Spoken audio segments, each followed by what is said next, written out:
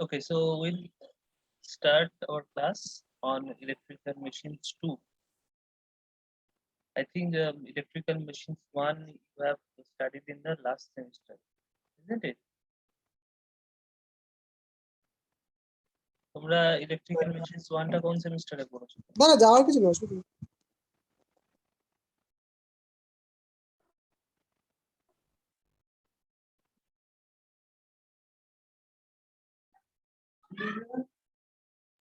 Second year first semester.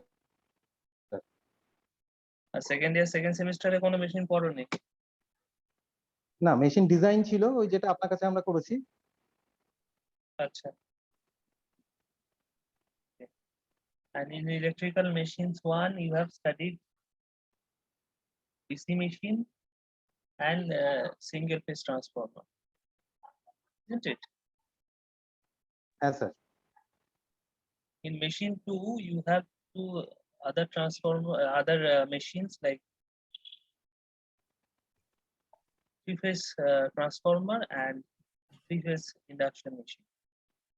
So these are the two major machines that will be discussed under this particular subject, that is machine 2, electrical machines 2. And I will take the part that is three phase transformer, and three phase induction motor will be taken by other teachers. So let us start with the transformer. So today what I will do, as this is the first class, so I will discuss a few basics of transformer which will be required for discussing three phase transformer in detail.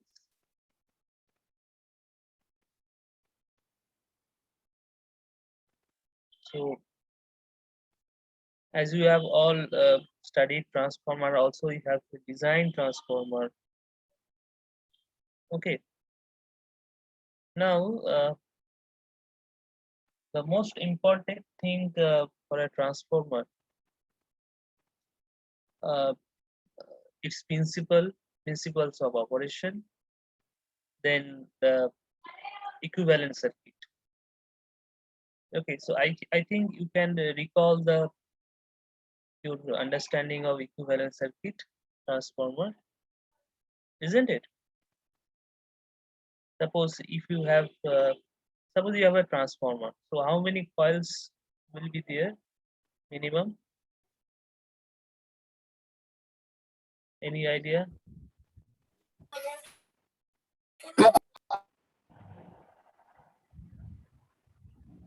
Follow? If I have a single phase transformer, minimum how many coils we should have? 2 coils of there.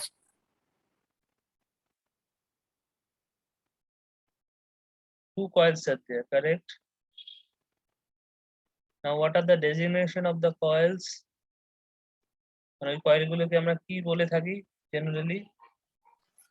Primary winding and secondary winding.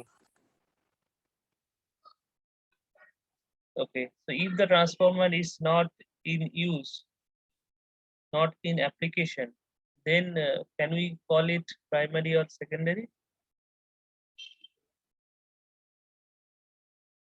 না sir, আমরা normally LV আর এইচভি বলবো। Okay, so two coils, we'll call it low voltage coil and high voltage coil.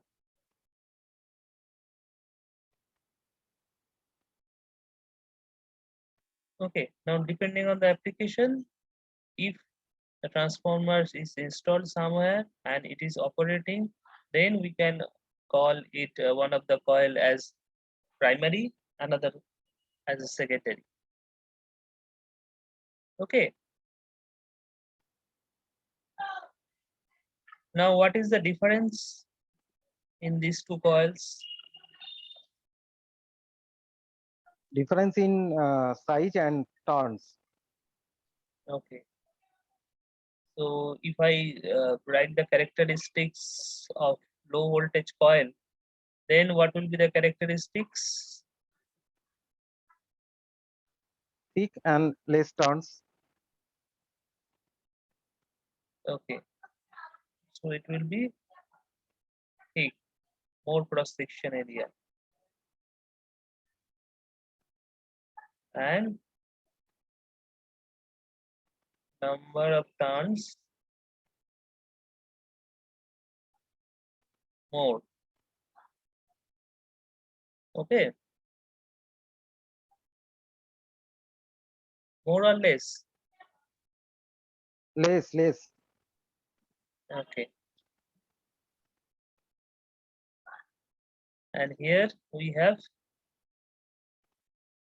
less cross-sectional area of the conductor and the number of turns more. Okay, now what can we conclude about the resistance of the low voltage coil?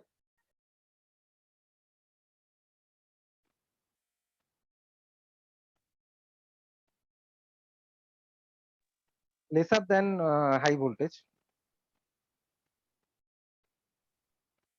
Resistance is less, and here the resistance is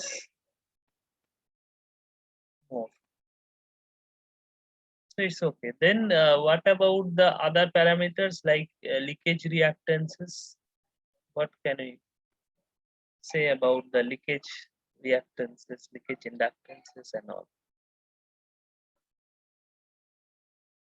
Okay, so for that we should understand what is the leakage inductance or leakage reactance at all.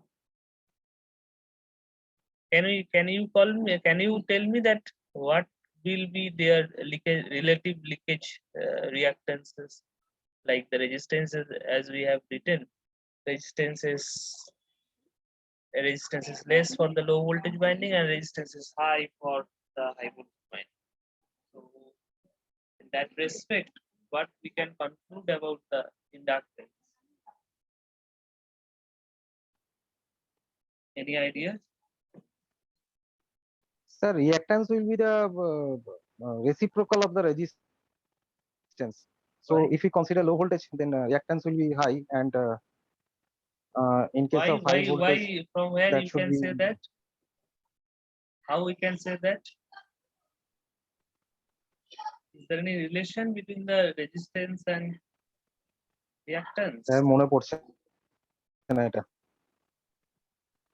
Anybody else? RQ?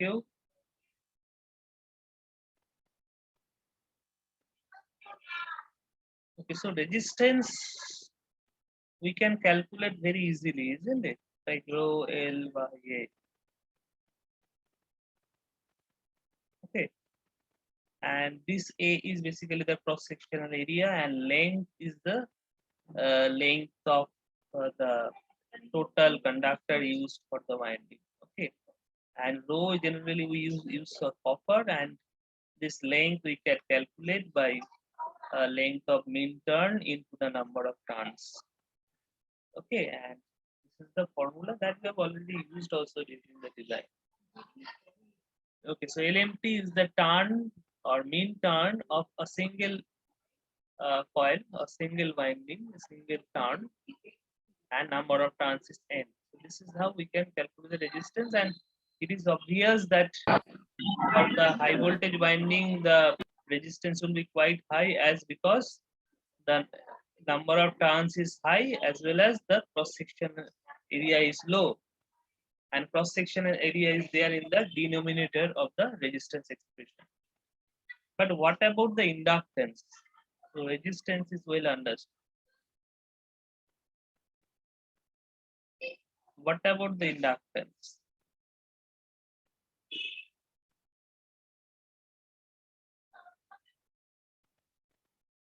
What do you mean by inductance? Can we define inductance? How many students you have? Till now I have 19 participants. কজন আছো তোমরা এই ক্লাসে total? 24 sir, 24। 24 আচ্ছা তার মধ্যে 5 জন absent anyway so what you will do you take a screenshot and send me back anyway so what do you mean by inductance anyone in the class can you define inductance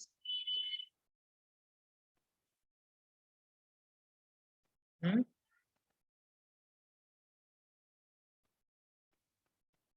Sovan Katua, হ্যাঁ sir can you define inductance rho L by A. inductance is rho L by A It is denoted by Henry. L in sir inductance is equal to n into di by dt আমরা লিখতে পারি sir মানে n into I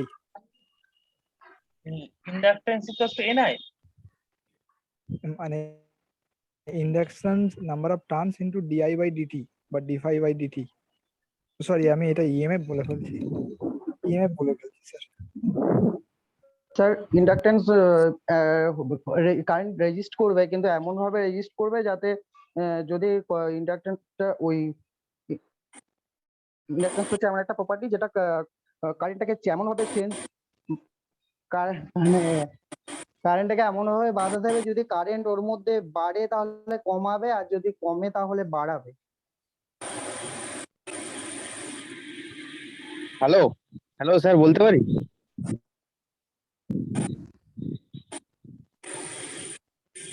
hello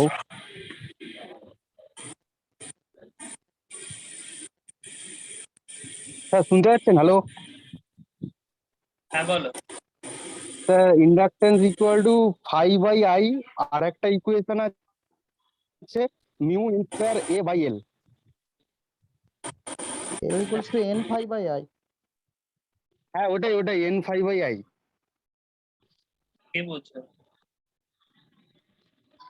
n sir ফাইটা কি এনটা number of turns আর phi হচ্ছে flux linkage with the coil আর আই হচ্ছে কারেন্টে অ্যাম্পিয়ার মানে তড়িৎ প্রবাহ মাত্রা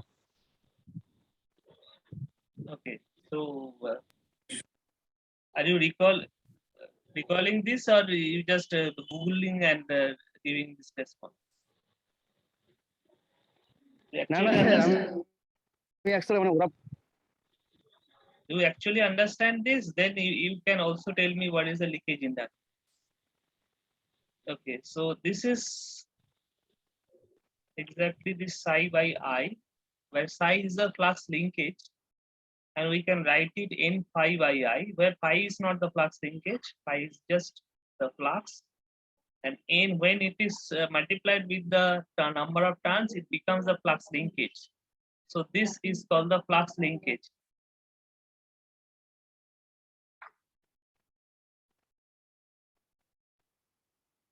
flux linkage got it and this is the I due to which this flux is generated or the current which is flowing through the coil so this is inductance and the unit you also know that Henry and here the unit is ohm okay now if that is the case if this is the definition of inductance then how many inductances are there in or how many inductance we consider when we derive the equivalent circuit of a transformer এরকম inductance যদি আমরা define করি তাহলে transformer যখন আমরা discuss করি বা transformer equivalent circuit যখন আমরা ডিসকাস করি তখন কতগুলো ইন্ডাকটেন্স আমরা কনসিডার করে থাকি দুটো সেলফ ইন্ডাকটেন্স আর মিউচুয়াল সেলফ আর mutual is there any self inductance or mutual inductance in transformer equivalent circuit have you seen this like these terms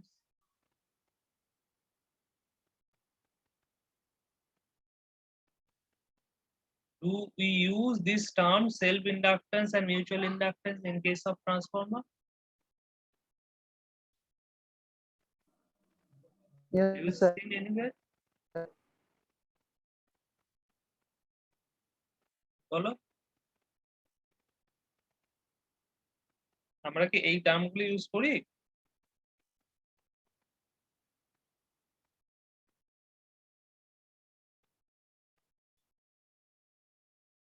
Okay, suppose the current which is flowing through the primary is I. Okay, and when this current is flown through the primary coil, the MMF which is generated is N1 into I. Okay, now this MMF is responsible for generating the flux. I think you know that. Why the flux is generated? The flux is generated due to the production of MMF. MMF টা তৈরি হয় বলেই ফ্লাক্সটা generate করে, তাই তো? Now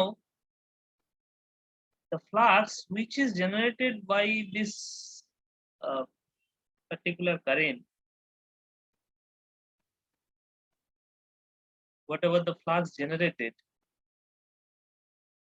that should flow through the core of the transformer. যে ফ্লাক্সটা তৈরি করে এই পুরো ফ্লাক্সটাকেই কিন্তু কোরের মধ্যে দিয়ে ফ্লো করার কথা, তাই না? Because we have provided core through which the flux is supposed to flow. এই যে ফ্লাক্সটা তৈরি হলো সেই ফ্লাক্সটা কিন্তু এই কোরের মধ্যে কনফাইন্ড থাকার কথা। therefore I have given this core, তাই তো নাকি? আমরা কোরটাকে কেন প্রোভাইড করি? যাতে ফ্লাক্সটা কোরের মধ্যে দিয়ে যায়। বুঝতে পেরেছো? আমরা যখন একটা ক্যানেল কাটি, কেন কাটি? তার কারণ হচ্ছে এক্সেস ওয়াটারটা যেন ক্যানেলের মধ্যে দিয়ে যায়। সেখানেও ঠিক তাই, যখন আমি কোরটাকে প্রোভাইড করেছি আমি ধরে নেবো যে ফ্লাক্সটা কোরের মধ্যে দিয়ে যাবে, but it is not possible that all the flux or all the flux lines will pass through the core. এখন কি কতগুলো কাজ হচ্ছে চালু হয়েছে তার Muzaffar Naskor, you just mute yourself. Try to mute yourself. This time I muted you, but in future you try to mute yourself. Okay. So it is not possible that all the flux lines will pass through the magnetic core. There is a possibility of leakage as well. এটা কখনোই সম্ভব নয় যে 100% flux কোরের মধ্যে দিয়ে যাবে। হ্যাঁ, সবসময় তার মধ্যে কিছু লিকেজ থাকে। তাহলে টোটাল যে ফ্লাক্সটা তৈরি হলো, এই ফ্লাক্সের মধ্যে একটা থাকলো যেটা মেইন ফ্লাক্স বা মিউচুয়াল ফ্লাক্স, বা যে ফ্লাক্সটা কোরের মধ্যে দিয়ে যাচ্ছে, বা ম্যাগনেটাইজিং ফ্লাক্স, যা খুশি বলতে পারি আমরা এটা। আমরা ম্যাগনেটাইজিং ফ্লাক্সও বলতে পারি, মিউচুয়াল ফ্লাক্সও বলতে পারি, কোরের ফ্লাক্সও বলতে পারি, যা কিছু বলতে পারি, কমন ফ্লাক্সও বলতে পারি। সেটা হচ্ছে ফাই এম। তাহলে এটাই বেশি। আর phi L L one, phi L one, এই ফাই এল ওয়ানটা হচ্ছে লিকেজ ফ্লাক্স, যেটা তৈরি হয়েছে প্রাইমারি কারেন্টের জন্য কিন্তু কোরের বাইরে দিয়ে যাচ্ছে, সেটা হচ্ছে ফাই এল ওয়ান। এটা হচ্ছে প্রাইমারি লিকেজ ফ্লাক্স। তো এই দুটো ফ্লাক্সের মধ্যে বেসিক ডিফারেন্সটা হচ্ছে, একটা তো আমি বললাম যে এই একটা ফ্লাক্স আছে যেটা কোরের মধ্যে দিয়ে যায়, একটা ফ্লাক্স আছে যেটা কোরের মধ্যে দিয়ে যায় না, বাইরে দিয়ে যায়। কিন্তু বেসিক ডিফারেন্স হচ্ছে এই ফাই এল ওয়ানটা ডিপেন্ড করে হচ্ছে প্রাইমারি কারেন্টের উপর, I1 এর উপর। টোটাল কত প্রাইমারি কারেন্ট গেল, ঠিক আছে? আর এই ফাই এমটা ডিপেন্ড করে হচ্ছে ম্যাগনেটাইজিং কারেন্টের উপর, মানে এই I1 এর কতটা কারেন্ট শুধু ম্যাগনেটাইজ করতে লাগে সেই কারেন্টের উপর।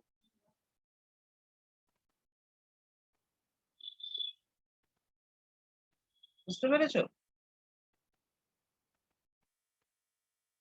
এটা কি বোঝা গেল?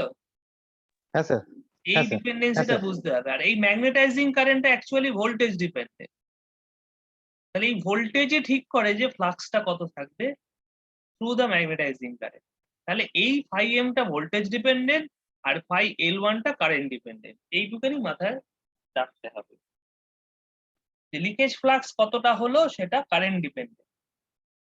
আর আমরা জানি যে নো লোডে কারেন্টটা থাকে খুব কম। ট্রান্সফরমারের জন্য আমরা জানি যে 2 to 6% of the full load current is present in no load.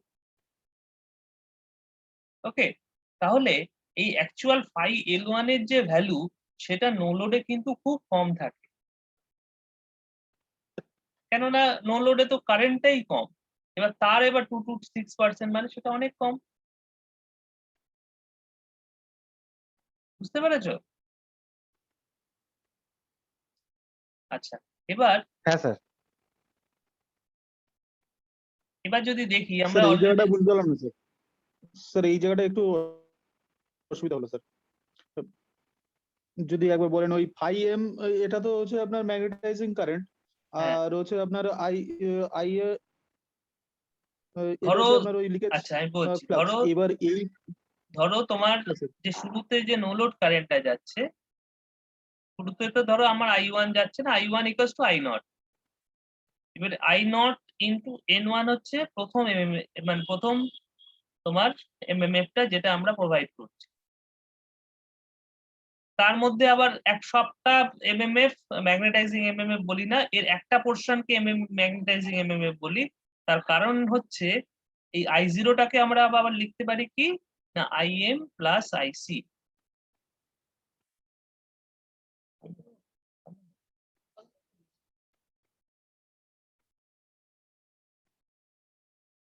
I am plus আইসি, ঠিক আছে? তাহলে এর মধ্যে তাহলে দুটো এমএমএফ তৈরি হচ্ছে, তার একটা পোর্শন মানে এই এনএম আই এম, এটাকে আমরা বলি ম্যাগনেটাইজিং এমএমএফ। এমএমএফ ম্যাগনেটাইজ একটা পোর্শন। এবার এই ম্যাগনেটাইজিং এমএমএফটা অ্যাকচুয়ালি ওই যে একটু আগে বললাম ফাই ওয়ানটাকে তৈরি করছে,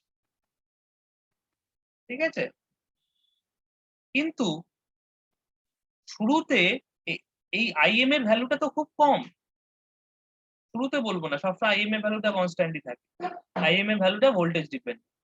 তাহলে যখন লোড কম তখন নেট কারেন্টটাই কম। আর আমরা অলরেডি এটা বলেছি যে লিকেজ ফ্লাক্সের ভ্যালুটা ডিপেন্ড করে কার উপর, নেট প্রাইমারি কারেন্টের উপর। তাহলে ধরো একটা ট্রান্সফরমারের রেটেড কারেন্ট হচ্ছে 30 অ্যাম্পিয়ার। হ্যাঁ, জাস্ট আমি এক্সাম্পল দিচ্ছি, একটা ট্রান্সফরমারের রেটেড কারেন্ট হচ্ছে 30 অ্যাম্পিয়ার। তার নো লোড কারেন্টটা কত হতে পারে বলো তো আইডিয়া?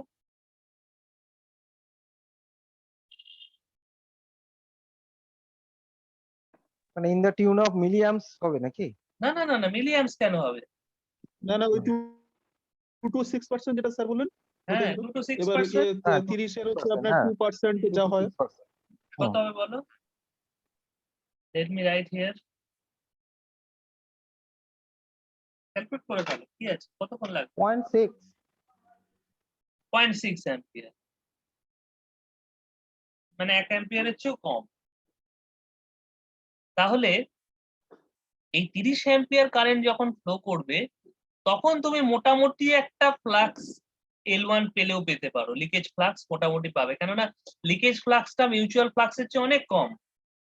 কেননা আমার অবজেক্টিভটাই হচ্ছে maximum flux should be flown to the core. A very small amount of flux, maybe 1% or 2%, or maximum 6% flux will flow out of the core, which are called leakage flux. তাহলে সেই ফ্লাক্সটা 30 ampere যখন কারেন্টটা উঠবে তখন তার একটা মোটামুটি ভালো ভ্যালু আছে। কিন্তু যখন 0.6 অ্যাম্পিয়ার কারেন্ট ফ্লো করছে তখন ফাই এল ওয়ানটা নেগলিজিবলি জিরো। বুঝতে পেরেছো? তাহলে এই ফাই এল ওয়ানটা basically current dependent, total current dependent, net current dependent. কিন্তু phi m টা magnetizing current dependent or in other word voltage dependent, এইটা বুঝতে হবে। তাহলে there are two fluxes produced by the primary. One is called the magnetizing flux, another is called the leakage flux. Now leakage flux varies with the load, but the magnetizing current doesn't depend on the load at all. The magnetizing current rather depends on the voltage, input voltage. Input voltage will decide how much flux will be there inside the core. বুঝতে পেরেছো? আর কোরের ফ্লাক্সটাকে তো আমরা magnetising flux বলছি। বুঝতে পেরেছো? আচ্ছা, তাহলে এই যে ব্যাপারটা আমরা বুঝলাম, তাহলে এখান থেকে যদি আমরা একটা রেশিও বার করি phi m বাই im, কেন আমরা বলেই নিয়েছি আগে থেকে যে এই phi m টা im এর উপর ডিপেন্ড করে, আর এই লিকেজ ফ্লাক্সটা i1 এর উপর ডিপেন্ড করে। তাহলে এই যে রেশিওটা করলে যেটা আসবে সেটাকে আমরা বলি কি, magnetizing inductance of the transformer. অনেকে মিউচুয়াল ইন্ডাকটেন্সও বলে, কিন্তু ট্রান্সফরমার টার্মিনোলজি থেকে আমরা বলি ম্যাগনেটাইজিং ইন্ডাকটেন্স, এই যে n∅i। আর এইটাকে আমরা বলি যে লিকেজ ইন্ডাকটেন্স। দেখো, বুঝতে পারছো সবাই?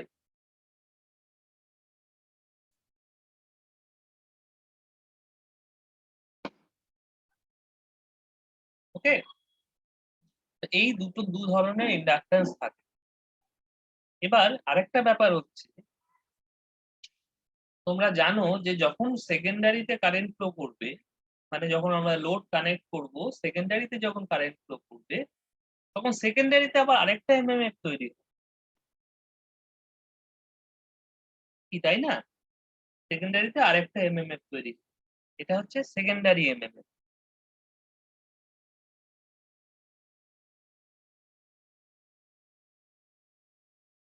এবার সেকেন্ডারি এমএমএফটা কি করে না, সেকেন্ডারি এমএমএফটা প্রাইমারি এমএমএফ যেদিকে ফ্লাক্স প্রডিউস করেছে, আগে থেকে করে রেখেছে, তার ঠিক উল্টো দিকে ফ্লাক্স প্রডিউস করার চেষ্টা করে। কেন করে? তার কারণ হচ্ছে, এটাই হচ্ছে লেনজেস ল। মানে আলটিমেটলি এই এমএমএফটা তৈরি হয়েছে কেন? যদি আমরা রুট কজটা দেখি, রুট কজটা হচ্ছে ওই কোরের ফ্লাক্সটা, সেই রুট কজটাকেই ও অপোজ করার চেষ্টা করে। তো দিস ইজ কল্ড দ্য লেনজেস ল। তাহলে ফ্লাক্সটা অপোজিট দিকে ফ্লো করার চেষ্টা করে। কোন ফ্লাক্সটা? যেটা সেকেন্ডারি তৈরি করছে, phi1 না phi2। ওকে, এবার প্রাইমারি কারেন্টের জন্য যেরকম লিখেছি, তাহলে সেকেন্ডারি কারেন্টের জন্য তো আমরা সেটা লিখতে পারি।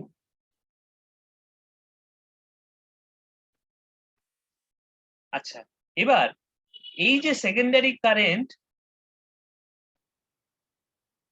একটা পোর্শন, সেকেন্ডারি ফ্লাক্সের একটা পোর্শন তো লিকেজ ফ্লাক্স ফ্লো করে যাচ্ছে, আরেকটা পোর্শন যেটা কোরের মধ্যে দিয়ে ফ্লো করে কোরের ফ্লাক্সটাকে নিউট্রালাইজ করার চেষ্টা করবে, সেটা কি করবে? সেটা না করতে পেরে তখন প্রাইমারি কি করবে? এক্সট্রা অ্যাডিশনাল কারেন্ট ফ্লো করাবে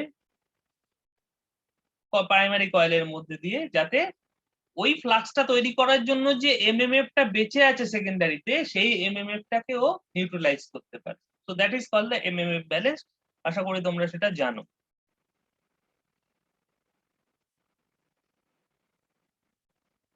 এটা হচ্ছে primary component,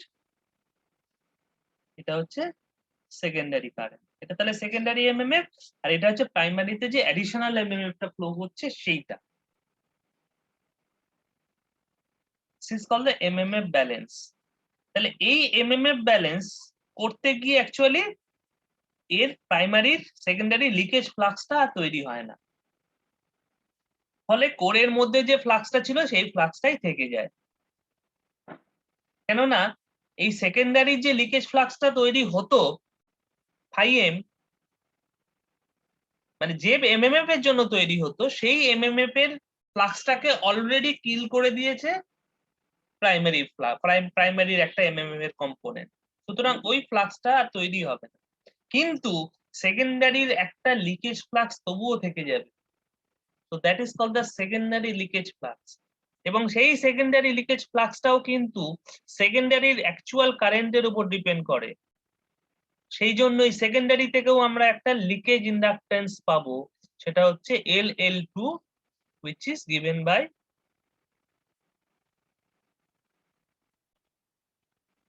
N2 IL2 by I2। বুঝতে পেরেছো? তা এই টোটাল তিনখানা ইন্ডাকটেন্স এক্সিস্ট করে ট্রান্সফরমারের জন্য।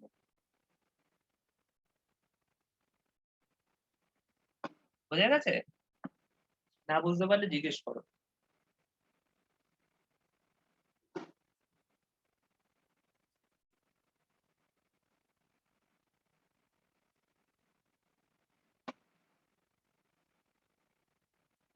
Any point? স্যার তার মানে ফ্লাক্সটাকে কনস্ট্যান্ট রাখার জন্য প্রাইমারি থেকে কারেন্টটা ড্র হচ্ছে, তাই তো? হ্যাঁ, ফ্লাক্সটা কনস্ট্যান্ট Okay, sir. রাখার জন্য বলতে পারো, কিন্তু অ্যাকচুয়ালি ফ্লাক্সটা প্রথমেই বলেছি যে কোরের মধ্যে যে ফ্লাক্সটা সেটা কার উপর ডিপেন্ড করে। এই যে ম্যাগনেটাইজিং ফ্লাক্সটা কার উপর ডিপেন্ড করে বলো?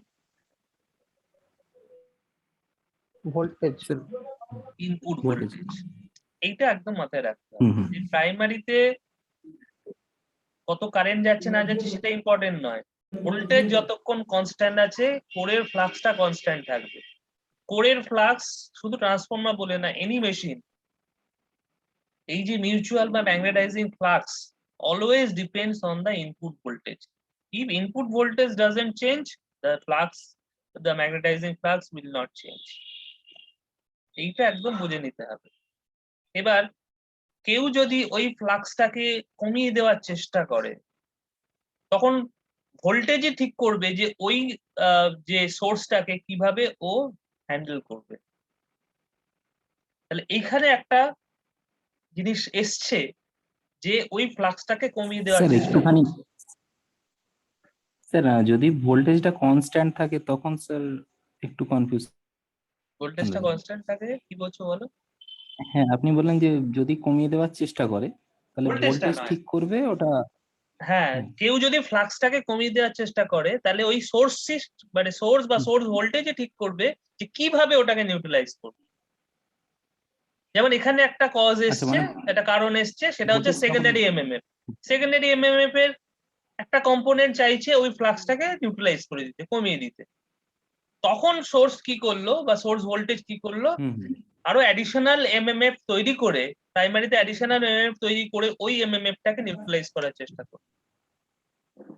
এবার যদি সেকেন্ডারির জায়গায় আরেকটা ওয়াইন্ডিং আসে, সেও যদি আরো একটা এমএমএফ উল্টো দিকে তৈরি করে, মানে উল্টো দিকে ফ্লাক্স তৈরি করার চেষ্টা করে, সোর্স তো সেটাকে কখনোই অ্যালাউ করবে না। সোর্স সবসময় কোরের ফ্লাক্সটাকে কনস্ট্যান্ট রাখার চেষ্টা করবে। সোর্স তখন আরো কারেন্ট পাঠাবে, বুঝতে পারো, যতক্ষণ সোর্স পারবে, যাতে কোরের ফ্লাক্সটা সবসময় কনস্ট্যান্ট। আচ্ছা আচ্ছা ওকে এবার যদি সোর্স ভোল্টেজটাকে তুমি কমিয়ে দাও তাহলে কোরের ফ্লাক্স কমে যাবে।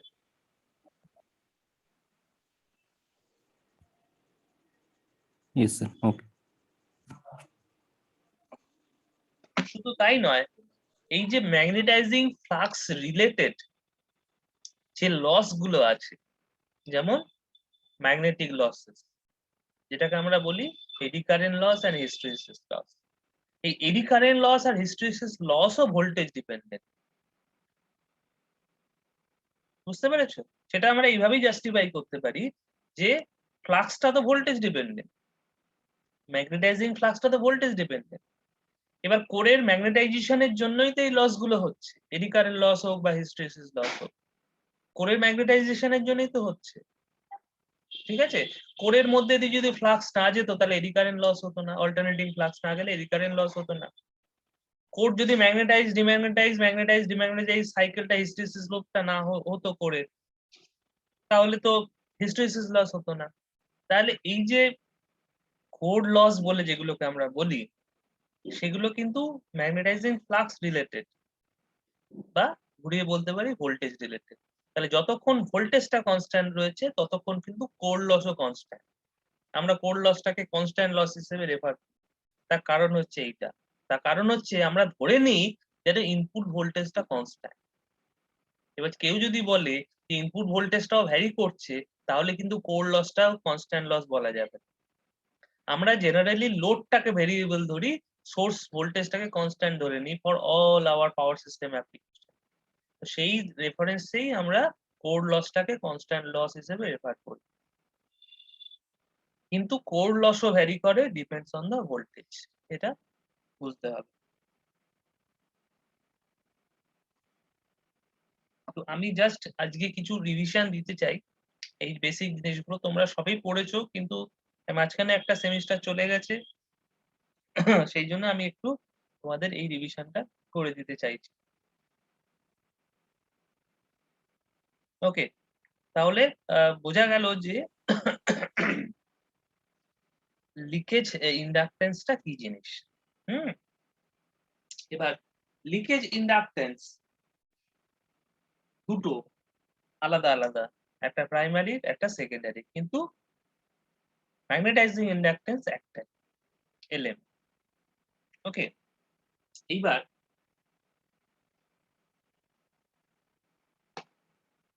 যদি আমি একটা সার্কিট আঁকি,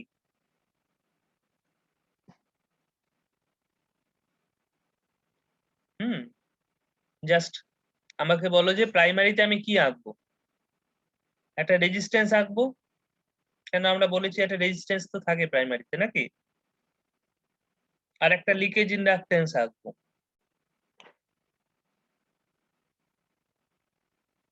আর কি আঁকবো? একটা ভোল্টেজ সোর্স,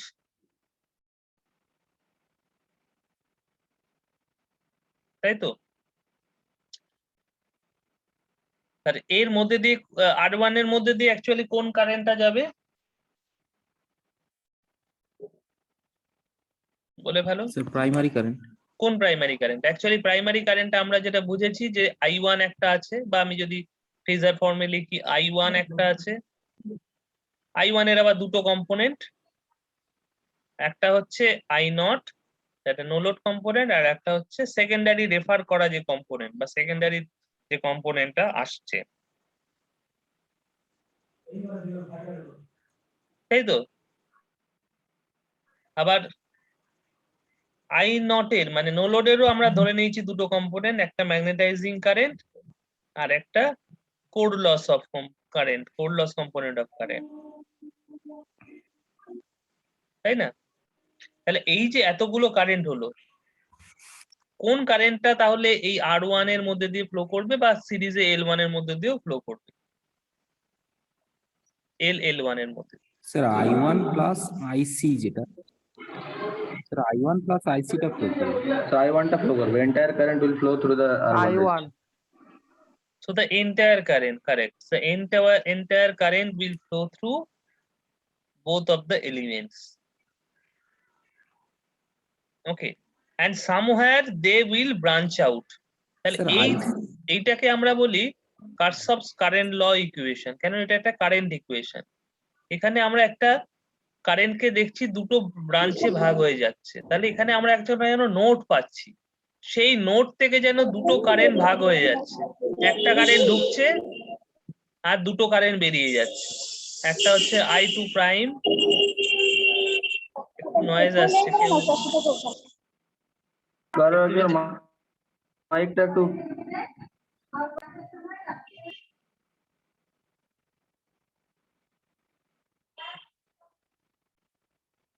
এটা কি বুঝতে পেরেছো সবাই?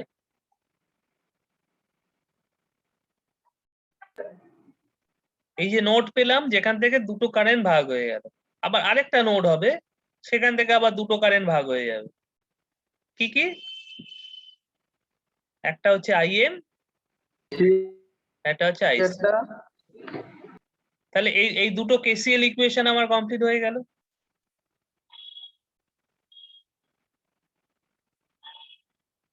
হ্যাঁ, তো একটু আগেই বলেছি যে এই IM টাই অ্যাকচুয়ালি φM টাকে ফ্লো করে, এবং যে ইন্ডাকটেন্সটা তার জন্য যেটা পাই সেটা হচ্ছে LM। Magnetizing inductance. আর আইসিটা কি? আইসিটা হচ্ছে core loss component of current. আমরা ধরে নিই যেন একটা রেজিস্ট্যান্স আছে আরসি, তার মধ্যে দিয়ে আইসিটা ফ্লো করছে। এই আইসি আরসিটা কিন্তু এইরকম রেজিস্ট্যান্সের মতো কোনো প্র্যাকটিক্যাল রেজিস্ট্যান্স নয়। আরসিটাকে আমরা একটা ধরে নিই যে কোর লস, টোটাল যত কোর লস হচ্ছে তার জন্যই যেন এই আরসিটা রেসপন্সিবল। এটা আমাদের অ্যাজিউম করা একটা রেজিস্ট্যান্স। এই রেজিস্ট্যান্সটার প্র্যাকটিক্যাল কোনো এক্সিস্টেন্স নেই। আমরা ধরে নিই যেন এই আরসি বলে একটা রেজিস্ট্যান্স আছে, তার থ্রু দিয়ে আইসি কারেন্টটা ফ্লো করছে বলেই এই কোর লস বলে ব্যাপারটা হচ্ছে।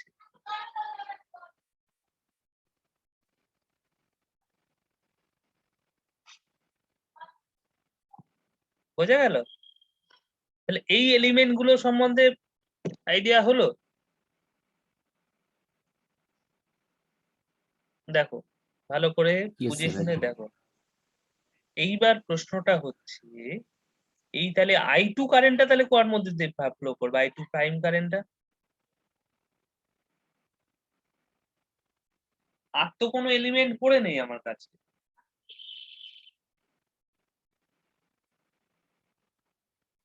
দেখো আর কি কোনো এলিমেন্ট পড়ে আছে যেটাকে আমার ড্র করতে বাকি আছে?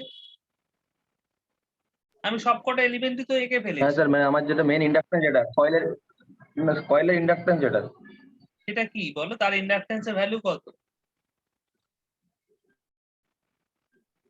মেইন ইন্ডাকটেন্স বলে কি তুমি ট্রান্সফরমারে কিছু দেখেছো মেইন ইন্ডাকটেন্স বলে আলাদা করে কিছু? না স্যার মেইন মানে হচ্ছে এখানে আমাকে ইন্ডাকট্যান্স কয়েলটা ড্র করতে হবে, যেটা অ্যাকচুয়ালি আমার কয়েল বলে secondary তো কিছু, কয়েল বলে কোনো এলিমেন্ট হয় না তো। যখন তুমি সার্কিট আঁকছো তখন সার্কিটের এলিমেন্ট যেগুলো হয় সেগুলো ইউজ করতে হবে, যেমন resistance, inductance, capacitance, source use করতে পারো, ডিফারেন্ট সোর্স ইউজ করতে পারো। কয়েল বলে তো সার্কিটের কোনো ব্যাপার হয় না। কয়েল বলে কি সার্কিটে কিছু হয়? না স্যার ওটা ইন্ডাকট্যান্স ড্র। ইন্ডাকটেন্সটাকে তো অলরেডি আমরা দুটো ইন্ডাকটেন্সের, কয়েলটাকে দুটো ইন্ডাকটেন্সের মধ্যে ধরে নিয়েছি।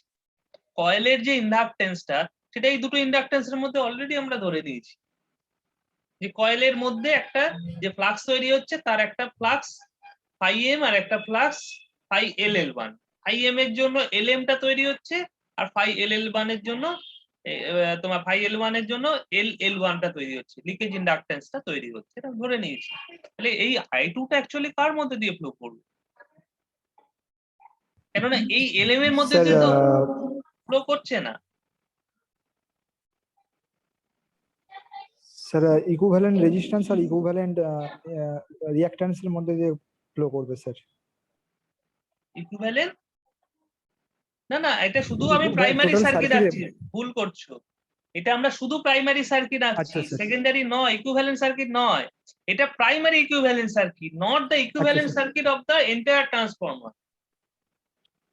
সেটা তো পরে আচ্ছা স্যার, আসবে। তাহলে প্রাইমারি যে আচ্ছা স্যার, তাহলে প্রাইমারি ওয়াইন্ডিং এর রেজিস্ট্যান্স আর প্রাইমারি ওয়াইন্ডিং এর রিঅ্যাকট্যান্স এর মধ্যে দিয়ে যাবে স্যার।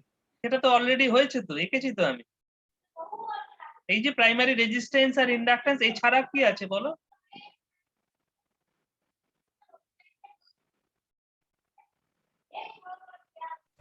স্যার বলো। Hello sir. হ্যাঁ বলো। হ্যাঁ স্যার, বলছি ওই আমি তো এখানে যে সার্কিটে যে রেজিস্ট্যান্সটা আর ইন্ডাকট্যান্সটা ওইটা তো আমরা লিকেজ পারপাসে যেটা আছে সেটা আমরা ড্র করছি স্যার। না রেজিস্ট্যান্স আবার লিকেজ কি? Resistance copper resistance. মানে রেজিস্ট্যান্স আর কোনো ওয়ান আর লিকেজ হয়। R1 টা লিকেজ রেজিস্ট্যান্স বলে না। কি কোন কিছু বইতে যদি বলে থাকে সেইটা একদম রং কনসেপশন। রেজিস্ট্যান্স কখনো লিকেজ হয় না। রেজিস্ট্যান্স একটা কপারের মধ্যে দিয়ে, একটা তারের মধ্যে দিয়ে যখন কারেন্ট ফ্লো করে, কারেন্টটা রেজিস্ট্যান্স ফেস করতে হয়, তাকে রেজিস্ট্যান্স বলে। সেটা লিকেজ হয় না। ফ্লাক্সটা লিকেজ হয়। ফ্লাক্সটা যেখান দিয়ে যাওয়ার কথা সেখান থেকে না গেলে লিকেজ হয়। যেমন ধরো আজকে 21 জন ক্লাস করছে, মানে 20 জন ক্লাস করছে 24 জনের মধ্যে, তাহলে 4 জন হচ্ছে লিকেজ। বুঝতে পেরেছো? এই 20 জন মিউচুয়াল, কেননা আমি এখানে একটা ভালো ক্লাস প্রোভাইড করেছি, অনলাইন ক্লাস এই প্যান্ডেমিকের সময়। তা সত্ত্বেও সবসময় এরম থাকে যে কিছু ছেলে থাকবে আর কিছু পার্সেন্ট ছেলে লিকেজ থাকবে, সেটা ফিজিক্যালেও থাকবে, এরকম অনলাইনেও থাকবে। সেটাকে আমরা লিকেজ বলতে পারি। এই লিকেজটা সব জায়গায়, সব কনটেক্সটে, যে কোনো সিস্টেমই থাকবে, বুঝতে পেরেছো? সেইটা একটা লিকেজ ফ্লাক্স, কিন্তু রেজিস্ট্যান্স কখনো লিকেজ হয় না, ওটা ভুল কনসেপ্ট। স্যার আফটার এই লসের অ্যাকচুয়াল যে আমার ভোল্টেজটা যেটা অ্যাপিয়ার করবে আফটার হ্যাঁ। দিস লস, হ্যাঁ এটা তো লস কম্পোনেন্ট। হ্যাঁ এরপর যে ওয়ার্কিং মানে যেই ভোল্টেজটা আমার অ্যাকচুয়ালি সেকেন্ডারি মানে কি বলবো স্যার, আমি ঠিক ব্যাখ্যা করতে পারছি না। কি বলতে চাইছো যেটা বলো? E1 বলছি আমরা বেসিক্যালি, হ্যাঁ, E1টা E1 এর এক্সপ্রেশনটা কি? E1 equals to minus N1 d phi m dt, তাই তো? d5 বাই dt, এটাই তো হ্যাঁ E1 এর এক্সপ্রেশন, এ তো সবাই জানো তোমরা, এটা তো না বলার কি আছে? E1 এটা সবাই জানে,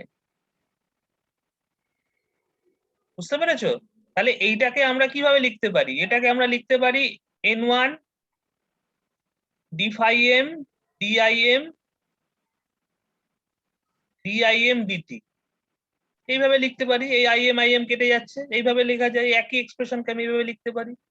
তাহলে এটা মানে এটা কি বলতো? অ্যাকচুয়ালি এটা হচ্ছে তোমার ম্যাগনেটাইজিং ইন্ডাকটেন্স। তাহলে LDIM dt, তাহলে LDI/dt মানে হচ্ছে এর অ্যাক্রসে যে ভোল্টেজটা তৈরি হয় সেটাই হচ্ছে E1, অন্য কোনো কিছু নয়। এই ভোল্টেজটাই হচ্ছে E1। যে LM এর অ্যাক্রসে যে ভোল্টেজ ড্রপটা হলো সেই ড্রপটাই হচ্ছে E1। কিন্তু এটাকে আমরা যেহেতু ড্রপ হিসেবে ধরি না, এটাকে সোর্স হিসেবে ধরি, সেই জন্য নেগেটিভ সাইনটা আসে। আমরা যদি ড্রপ হিসেবে ধরতাম, যেমন এর অ্যাক্রসে যে ভোল্টেজটা হয় সেটাকে আমরা ড্রপ হিসেবে ধরি, কিন্তু LM এর অ্যাক্রসে যে ভোল্টেজটা মানে ডিসিপেট করে বা যে ভোল্টেজটা ড্রপ করে সেটাকে আমরা সোর্স হিসেবে ধরি বলে নেগেটিভ সাইনটা আসে। LDI/dt এই ফর্মেও লিখতে পারি। তোমরা এতদিন এই ফর্মুলাটা জেনে এসছো, কিন্তু এটাকে আমরা এই ফর্মেও লিখতে পারি, LDI/dt ফর্মে, একই ব্যাপার। কিন্তু সেইটা কিন্তু আমার ওই কোশ্চেনের অ্যান্সার হলো না, যে এই যে কারেন্টটা কর মধ্যে দিয়ে ফ্লো করবে। স্যার লোড যেহেতু লোডটা সেকেন্ডারিতে আছে, সেকেন্ডারি, হ্যাঁ স্যার, লোডটা মানে সেকেন্ডারিতে আছে, সেকেন্ডারির জন্য সেকেন্ডারির জন্য এই কারেন্টটা এসছে। সেকেন্ডারি লোডের জন্য, মানে সেকেন্ড, হ্যাঁ অবশ্যই হ্যাঁ, স্যার। সেকেন্ডারি কারেন্টের জন্যই তো এটা এসছে, I2 প্রাইমটা এসছে। কিন্তু আমি সেটা দেখাবো কি করে সার্কিটে? প্রশ্নটা হ্যাঁ হচ্ছে স্যার, ওটাই ওটাই। বুঝতে পারছি না স্যার, কিভাবে আচ্ছা, দেখাবো। তাহলে একটুখানি তোমাদের আমি হিন্ট দিই। দেখো এই ইকুয়েশনটা থেকে, এই এমএমএফ ব্যালেন্স ইকুয়েশনটা থেকে তো I2 প্রাইমটা আসছে। I2 প্রাইমটা তো অ্যাকচুয়ালি এক্সিস্ট করে না, এক্সিস্ট করে I2টা। তাহলে I2 প্রাইমটা অ্যাকচুয়ালি রেফার্ড কারেন্ট, তাই না? বা লোড কম্পোনেন্ট অফ কারেন্ট। এই I2টা ফ্লো করার জন্য অ্যাডিশনালি সেকেন্ডারিতে যে কারেন্টটা ফ্লো করেছে, তাই তো? তাহলে এই I2 প্রাইমটাকে আমরা কিভাবে লিখতে পারি? N2/N1 I2 হিসেবে লিখতে পারি কি, তাই তো? তাহলে এই N1/N2টা তো একটা মানে ট্রান্সফরমারের একটা ট্রান্স রেশিও বলি আমরা, নাকি? N/N2টা কি ট্রান্স রেশিও তো? তাহলে এটা কি হচ্ছে 1/A ইন্টু I2, মানে ট্রান্স রেশিওটা তো কনস্ট্যান্ট। তাহলে আমরা এটা এখানে কনস্ট্যান্ট ধরে নিলাম N1/N2A। তাহলে N2/N1 মানে হচ্ছে 1/A, তাহলে 1/A I2। তাহলে আমরা অ্যাকচুয়ালি দেখতে পাচ্ছি যে এই I2 প্রাইমটা অ্যাকচুয়ালি আরেকটা কারেন্টের উপর ডিপেন্ড করে। সেই কারেন্টটা হচ্ছে অন্য একটা সার্কিটের কারেন্ট। এই সার্কিটে সেই I2 বলে কিছু নেই। তাহলে এই জিনিসটাকে আমরা লিখতে পারি একটা কারেন্ট কন্ট্রোল কারেন্ট সোর্স। হ্যাঁ, তো কারেন্ট কন্ট্রোল কারেন্ট সোর্স আমরা কিভাবে ড্র করে থাকি? তোমরা নিশ্চয়ই সার্কিট থিওরিতে পড়েছো। এইভাবে আমরা ডিপেন্ডেন্ট কারেন্ট সোর্স বা কারেন্ট কন্ট্রোল কারেন্ট সোর্সকে রিপ্রেজেন্ট করতে পারি, যার ভ্যালুটা এখানে 1/A I2।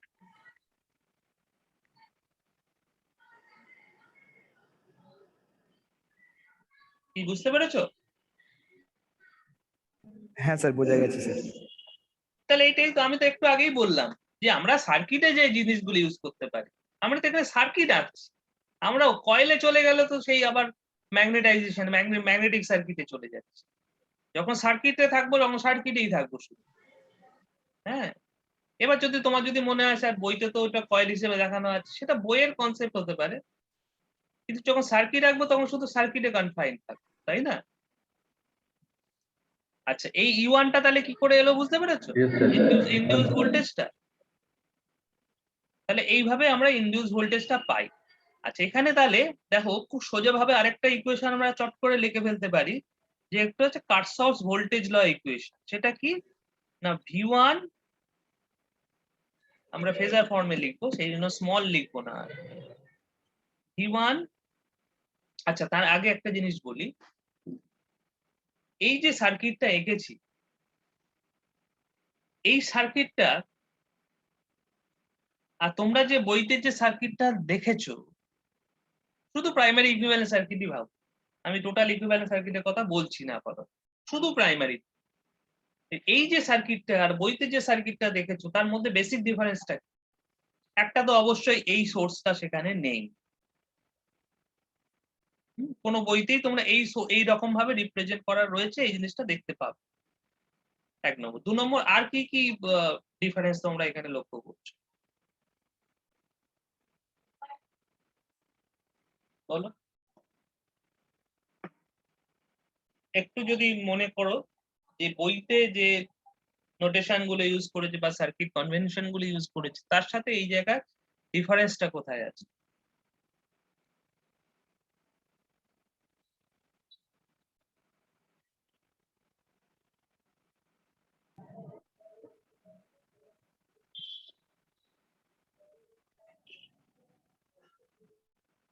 আচ্ছা, তার আগে তোমাদের একটা স্যার আরসিটাকে R0 স্যার সিম্পল একটা সার্কিটের প্রবলেম। তবে এটা এল আছে, একটা আর আছে, একটা এল আছে।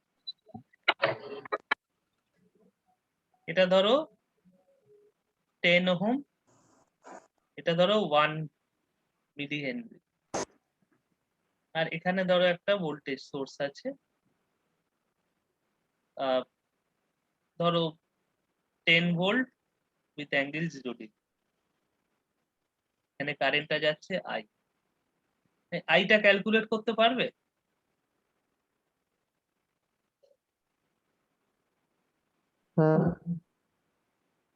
হ্যাঁ, এর ফ্রিকোয়েন্সি ধরো 50 হার্টজ।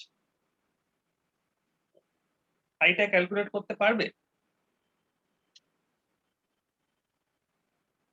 এটা একটা সিম্পল একটা এসি অ্যানালিসিসের প্রবলেম, খুব বেসিক। এইগুলো একদম বেসিক আইডিয়া, এগুলো না বুঝতে পারলে না পারবে পাওয়ার সিস্টেম, না পারবে মেশিন। খুব সিম্পল জিনিস, এইগুলো জানা দরকার সবার। একটা রেজিস্ট্যান্স আছে, ইন্ডাকটেন্স আছে, ভোল্টেজ বলে দিয়েছে, কারেন্টটা জানতে চাই।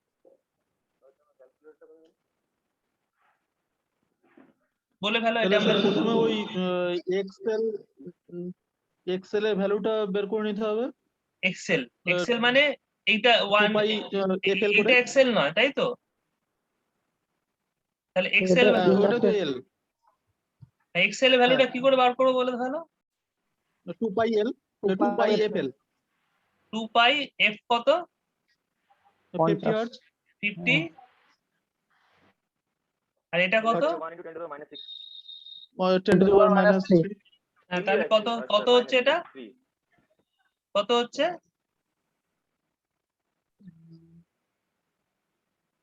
বলে ফেলো। 0.5 আবার 0.5 কেন? 314। ওমেগার ভ্যালু হচ্ছে 314, এটা মাথায় ঢুকিয়ে নাও। এখনো 0.5 এ করে রয়েছে।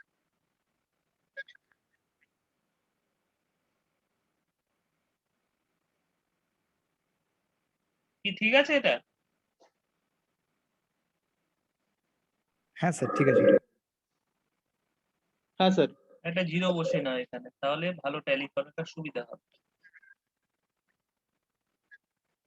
ওকে, তাহলে আমরা 10 মিলি হেনরি ধরলাম। তাহলে এই 3.1 আর ইউনিটটা কি হয়ে গেল? আগে ছিল মিলি হেনরি, যেই আমি এটাকে রিঅ্যাকট্যান্স মানে এক্সেল এ কনভার্ট করলাম, এটা হয়ে গেল ওহম। তাহলে আমার কারেন্টটা কি হবে বলো তো? কারেন্টটা হচ্ছে, এবার স্যার তার আগে স্যার ওই জেডটা বের করে নিতে হবে স্যার। হ্যাঁ বলো জেড কত হবে, এখানেই বার করে নিচ্ছি কি আছে। জেড হচ্ছে স্যার ওই √ওভার, আচ্ছা স্যার একবারে করে নিচ্ছি স্যার। হ্যাঁ কোনো অসুবিধা নেই, তোমরা যদি চাও আলাদাও করতে পারো। হ্যাঁ স্যার, হ্যাঁ স্যার ঠিক আছে ঠিক আছে স্যার।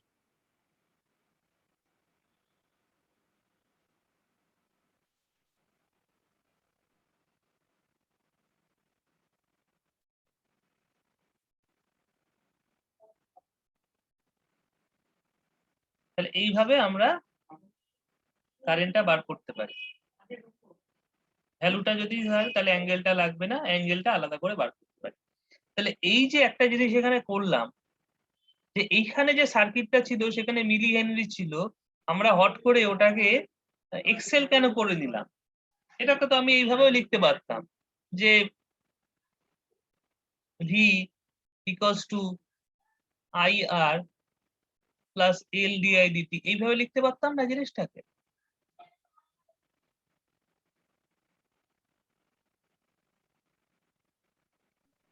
সেটা না লিখে হ্যাঁ স্যার এইভাবে, লিখে যেত, কিন্তু আমাদের কারেন্টটা যেহেতু জানা নেই স্যার, স্যার যেহেতু কারেন্টটা জানা নেই স্যার, সেহেতু হ্যাঁ কারেন্টটা তো জানা নেই, এখানেও এখানেও তো কারেন্টটা জানা নেই, এখান থেকেও তো আমার কারেন্টটাকেই বার করতে হবে। এটাতেও তো হ্যাঁ স্যার কারেন্টটা জানা নেই, এখান থেকে ঠিক কারেন্টটা স্যার, বার করতে হবে। হ্যাঁ স্যার ক্যালকুলেশনে সুবিধার্থে স্যার। বুঝতে পেরেছো? তাহলে এই পোর্শনটা সবাই জানো, আমি ধরে নিচ্ছি এই পোর্শনটা সবাই জানো, তাই না? এটা খুব ইজি, এটাকে এসি অ্যানালিসিস বলে। কি আমি ঠিক বলছি তো? এইভাবে আমরা কারেন্টের হ্যাঁ স্যার হ্যাঁ স্যার ম্যাগনিটিউডও বার করতে পারি, আবার ফেজটাও যদি চাই ফেজটাও বার করে দেবো, তাই না? ফেজ জেড এর ফেজ যা হবে তাকে নেগেটিভ করলে এখানে ফেজটা বেরিয়ে যাবে, যেহেতু এটা তোমার ভোল্টেজটা 0 আছে, 0 ডিগ্রি আছে। কিন্তু এইটার সাথে এই জিনিসটা কি করে এলো সেটা বুঝতে হবে। তো দেখো একটা জিনিস তোমাদের অসুবিধা হচ্ছে, হ্যাঁ তোমাদের অসুবিধা আমি জানি, তোমাদের অসুবিধা হচ্ছে ম্যাথামেটিক্সটা, ম্যাথামেটিক্সটাতে তোমরা খুব একটা পোক্ত নয়। তো এই যে জিনিসটা, এইটা আমরা সলভ করতে পারি কারেন্টটাকে, এই ডিফারেন্সিয়াল ইকুয়েশনটাকে সলভ করে। কিন্তু এই ডিফারেন্সিয়াল ইকুয়েশন সলভ করাটা সোজা নয়, ইট tax at least 1.5 page to solve this particular differential equation. সেটা আমরা ডাইরেক্ট না করে যেটা করি সেটা হচ্ছে এর একটা ল্যাপলাস ট্রান্সফরমেশন, এটাকে বলে ইজি অ্যাপ্রোচ। নিলে কি হয়, এই ডিফারেন্সিয়েশনের জন্য একটা এস চলে আসে, এস টার্ম চলে আসে, তাই তো? কিন্তু যেই এই এসটা এলো, আমার এই ইকুয়েশনটা ডিফারেন্সিয়াল ইকুয়েশন থাকলো না, হয়ে গেল অ্যালজেব্রিক ইকুয়েশন। মানে সিম্পল আমরা যে ইকুয়েশন ক্লাস 7-8 এ সলভ করেছি। তাহলে এখানে আইটাকে আমরা খুব সোজাভাবে সলভ করতে পারবো, উপরে ভি আর নিচে আর প্লাস এস এল। কিন্তু ঝামেলাটা হচ্ছে আবার আমার আইটাকে ওই আবার আগের টাইম ডোমেনে নিয়ে যেতে হবে, ঠিক আছে? তো দেখো এইখানে যে এসটা আমরা লিখি, এসটা অ্যাকচুয়ালি কি জানো? তোমরা নিশ্চয়ই ল্যাপলাস ট্রান্সফরমেশন কথাটা শুনেছো।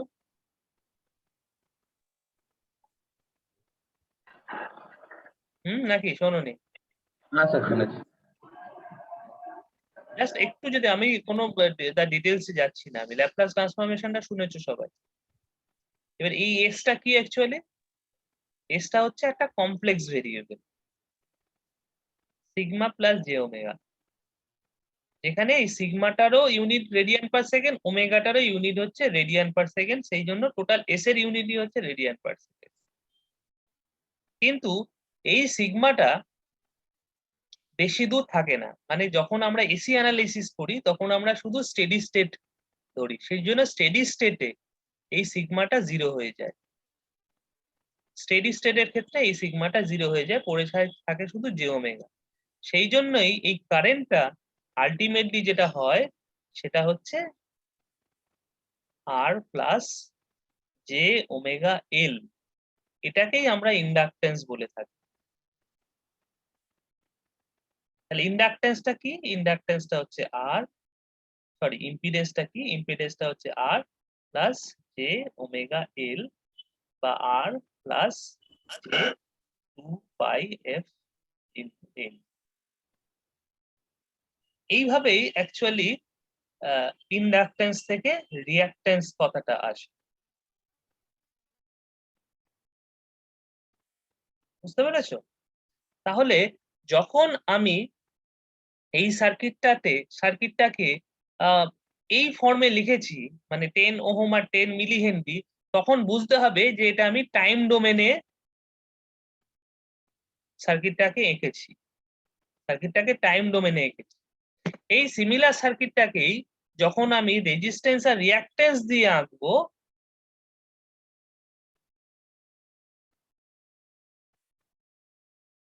এবং ভোল্টেজটাকে ক্যাপিটাল হিসেবে দেখাবো, স্মল লেটার নয়,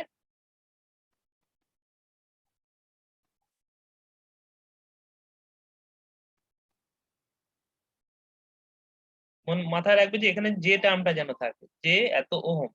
তাহলে যখন আমি এইভাবে দেখাবো তখন এই সার্কিটটা হয়ে যাবে জে ওমেগা ডোমেন, যেভাবে আমরা এসি অ্যানালিসিস করি। তাহলে এই যে সার্কিটটা, ট্রান্সফরমারের যে ইকুইভ্যালেন্ট সার্কিটটা আমরা এখানে ড্র করেছি, সেটাকে আমরা অ্যাকচুয়ালি কিসে ড্র করেছি বলতো? টাইম ডোমেন না জে ওমেগা ডোমেন? টাইম ডোমেনে। Time domain. তাহলে এটাকে আমাদের জে ওমেগা ডোমেনে আঁকলে তবে আমাদের বইয়ের সার্কিটের সাথে মিলবে। তার মানে হচ্ছে জে ওমেগা ডোমেনে যখন আঁকবো সার্কিটটা, তখন এইটাই হয়ে যাবে কি? এটাই হয়ে যাবে রিঅ্যাকট্যান্স, লিকেজ রিঅ্যাকট্যান্স। এটা হয়ে যাবে ম্যাগনেটাইজিং রিঅ্যাকট্যান্স। আর বাকি জিনিসগুলো যেহেতু রেজিস্ট্যান্স আছে, সেগুলোর কোনো চেঞ্জ হবে না। এইগুলো ফ্রিকোয়েন্সি ডিপেন্ডেন্ট, সেই জন্য এইগুলোর শুধু চেঞ্জ হবে। বুঝতে পেরেছো? তাহলে এটাই হয়ে যাবে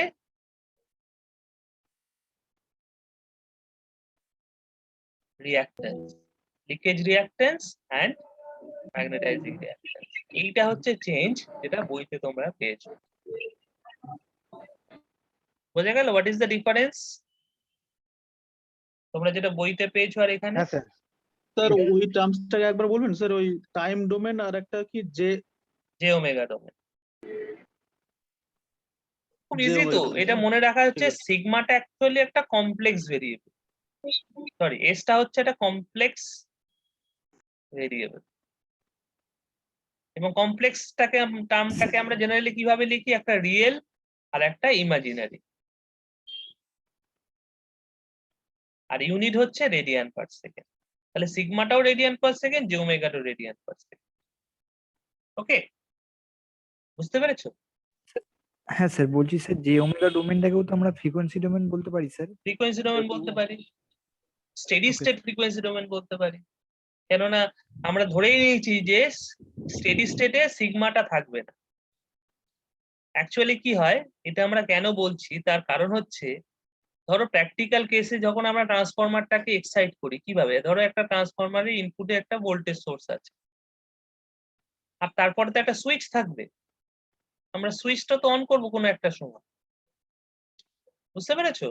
ধরো ট্রান্সফরমারটাকে যখন আমি চার্জ করছি, হ্যাঁ, একটা ট্রান্সফরমারকে যখন চার্জ করছি, তখন তো একটা সুইচ থাকবে, হ্যাঁ, এটা হ্যাঙ্গার থাকবে যেটা দিয়ে আমি ট্রান্সফরমারটাকে চার্জ করছি। ঠিক আছে? ওই চার্জ করার সময় কিছুক্ষণের জন্য ভোল্টেজ বা কারেন্টের একটা ফ্লাকচুয়েশন হয়, সেটা খুব অল্প সময়ের জন্য, in the order of millisecond you can say. ঠিক আছে? তো সেই সময়টা বাদ দিলে বাকি সময়টা কিন্তু ওই ফ্লাকচুয়েশনটা থাকে না।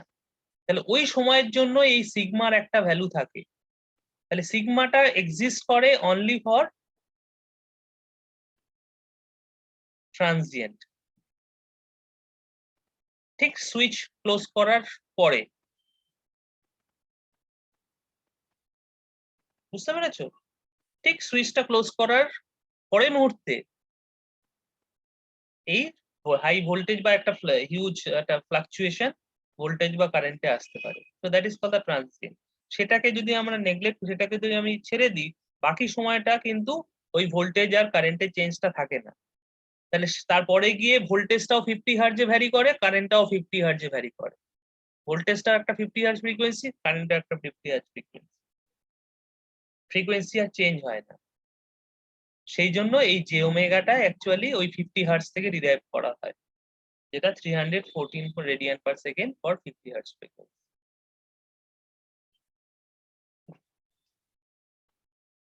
ওকে,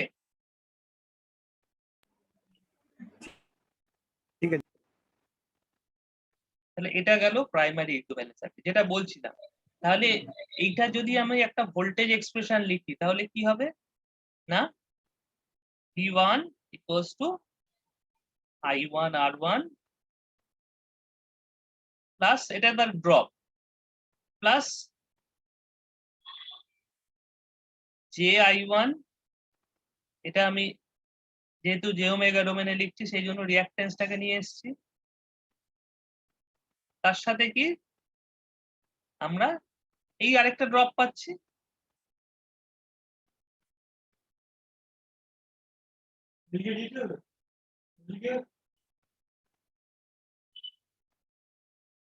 বুঝতে পেরেছো?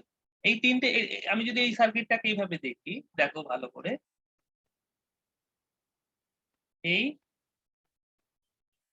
এটা তো আমার পুরো একটা লুপ কমপ্লিট হলো। এটাতে যদি আমি কেভিএলটাকে ড্রপ করি, কেভিএলটাকে লিখি,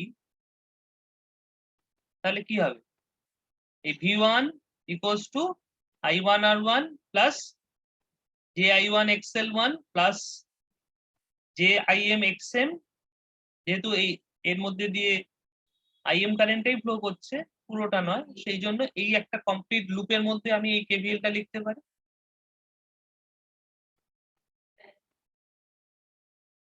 ওকে, এবার অনেক সময় কি করা হয়, অনেক সময় না, সব সময় যেটা করা হয় সেটা হচ্ছে এটাকে আমরা ড্রপ হিসেবে দেখি না, এটাকে একটা সোর্স হিসেবে দেখি, সেই জন্য এটাকে একটা E1 হিসেবে ধরা হয়, যেটা আমি E1টাকে আগে ডিফাইন করেছি।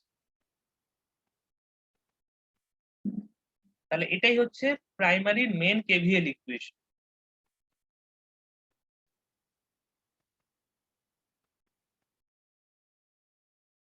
বুঝতে পেরেছো? এবার সেকেন্ডারিতে যদি আমরা দেখি, সেকেন্ডারিরও সিমিলার কেভিএল ইকুয়েশন থাকবে। সেকেন্ডারি ক্ষেত্রে ভোল্টেজটা কি, ইনপুট ভোল্টেজটা হচ্ছে E2, ঠিক আছে? সেকেন্ডারি কারেন্ট কি, I2। I2টা সেকেন্ডারি রেজিস্ট্যান্সের মধ্যে দিয়ে ফ্লো করবে, সেখানে ড্রপ হবে। আবার সেকেন্ডারি আলাদা একটা লিকেজ ইন্ডাক্টেন্স থাকে, তার জন্য একটা লিকেজ রিঅ্যাকট্যান্স থাকে, তার মধ্যে দিয়ে যখন কারেন্টটা ফ্লো করবে তখন হয়ে যাবে এই ড্রপটা। এই ড্রপ ফপ পড়ে গিয়ে বাকি যেটা পড়ে থাকবে সেটাই হচ্ছে টার্মিনাল ভোল্টেজ V। তাহলে এইটা হচ্ছে KVL equation for the secondary. তাহলে দুটো কেসিএল আর দুটো কেভিএল, এই দুটো আমাদের মেন মনে রাখতে হবে, ঠিক আছে? তাহলে এই কেভিএল ধরে যদি আমরা সেকেন্ডারির ইকুইভ্যালেন্ট সার্কিটটাকে ড্র করি, তাহলে দেখো সেকেন্ডারিতে একটা রেজিস্ট্যান্স আছে R2, একটা রিঅ্যাকট্যান্স আছে JXL2, তারপরে একটা ভোল্টেজ ডেভেলপ করছে, দ্যাট ইজ টার্মিনাল ভোল্টেজ। কিন্তু এখানে একটা ডিপেন্ডেন্ট ভোল্টেজ সোর্স আছে, সেটা কি, সেটা কার উপর ডিপেন্ড করে, E2টা। কারণ আমরা জানি যে E1 by E2 equals to N1 by N2। তাহলে E2টা কি, E2টা হচ্ছে N2 by N1, E1 primary ভোল্টেজের উপর ডিপেন্ড করে। এটাকে আবার আমরা 1 বাই A লিখতে পারি। তাহলে এটাকে আমরা বলতে পারি voltage control voltage source E1, আর এই কারেন্টটা ফ্লো করছে I। বোঝা গেছে? এই ড্রপটা হচ্ছে I2R2, এই ড্রপটা হচ্ছে JI2 XL2, আর এটা হচ্ছে V। তো এটা হচ্ছে সেকেন্ডারি ইকুইভ্যালেন্ট সার্কিট।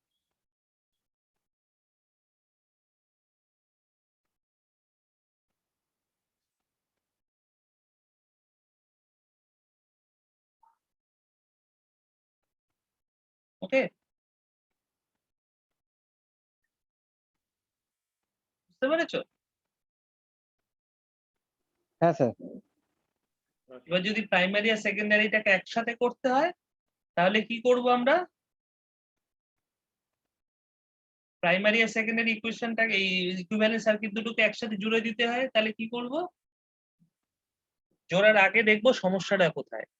জোড়ার আগে, আগে জোড়াটা তো পরে হবে, জোড়ার আগে সমস্যাটা দেখবো। সমস্যাটা হচ্ছে এই প্রাইমারির যে আউটপুট ভোল্টেজটা সেটা হচ্ছে E1, আর সেকেন্ডারির যে ইনপুট ভোল্টেজটা সেটা হচ্ছে 1/A E1 বা E2, একই ব্যাপার, তাই না? সেকেন্ডারি ইনপুট ভোল্টেজটা হচ্ছে 1/A E1 বা E2। তাহলে আমি যদি এই সেকেন্ডারি ইকুয়েশনটাকে, আর কোনো ইকুয়েশনটাকে না, শুধু সেকেন্ডারি ইকুয়েশনটাকে যদি A দিয়ে মাল্টিপ্লাই করে দিই বা N1/N2 দিয়ে মাল্টিপ্লাই করে দিই,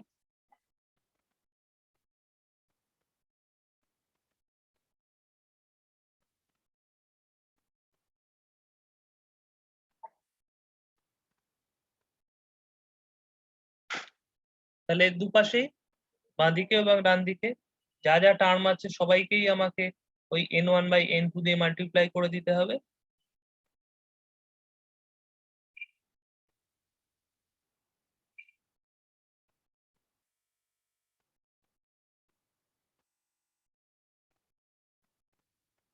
তাই তো? এবার এই টার্মটা কি হয়ে যাবে? এই টার্মটা হয়ে যাবে E1। বুঝতে পেরেছো? এবার I2টাকে কি লেখা যায়? I2টাকে লেখা যায় N1/N2 ইন্টু I1। তাহলে I2টাকে আমরা লিখি I1 ইন্টু N1/N2।